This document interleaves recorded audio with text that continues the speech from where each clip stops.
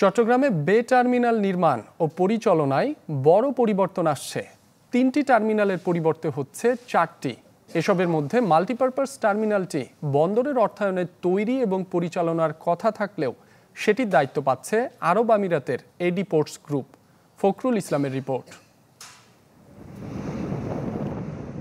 চট্টগ্রামে সাগরপাড়ায় নির্মিত হতে যাচ্ছে বে টার্মিনাল, যার মাল্টিপারপাস টার্মিনালটি নিজস্ব অর্থায়নে নির্মাণ ও পরিচালনার কথা ছিল বন্দর কর্তৃপক্ষের।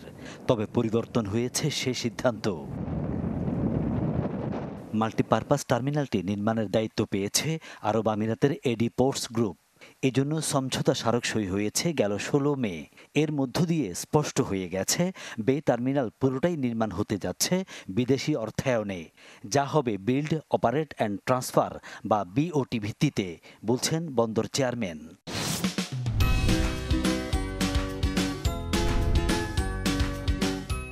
আমরা এটা বিওটি পদ্ধতি নিয়ে চিন্তা করেছি। 3টা টার্মিনাল আপনার আছে এখানে, জানেন, content terminal 1, 2 and multipurpose. In fact 3টেই আমরা বিওটিতে যেতে চাই। পাশাপাশি আমাদের চ্যানেল একটা বিষয় রয়ে গেছে, চ্যানেল তৈরি করা, ড্রেজিং করা এবং ব্রেক ওয়াটার নির্মাণ করা। সেটাতেও কিন্তু আমরা বিদেশি অর্থায়ন খুঁজছি। পুরো বে টার্মিনাল প্রজেক্টেই আমরা বিদেশি অর্থায়নে আমাদের করার একটা পরিকল্পনা রয়েছে। আজকের পৃথিবীব্যাপী এখন সার্ভিস পোর্ট, টুল পোর্ট না, এখন সব ল্যান্ডলর্ড কনসেপ্ট। এটা একটা সুবিধা, আমরা সবাই জানি এফডিআই, ফরেন ডাইরেক্ট ইনভেস্টমেন্ট আমাদের দেশে 6-7 খুব কম। ফরেন ডাইরেক্ট ইনভেস্টমেন্টটা ইজ ভেরি ইম্পর্ট্যান্ট, যার জন্য এই সরকার ফরেন ডাইরেক্ট ইনভেস্টমেন্টে সবচেয়ে বেশি না। তো আমার মনে হয় it is in the right direction. Abu Dhabi পোর্টকে নিজে করবে, করে পোর্ট চালাবে। বে টার্মিনালের মধ্যে কন্টেইনার টার্মিনাল দুটি নির্মাণ এবং পরিচালনা করবে আরব আমিরাতের ডিপি ওয়ার্ল্ড আর সিঙ্গাপুরের পিএসএ।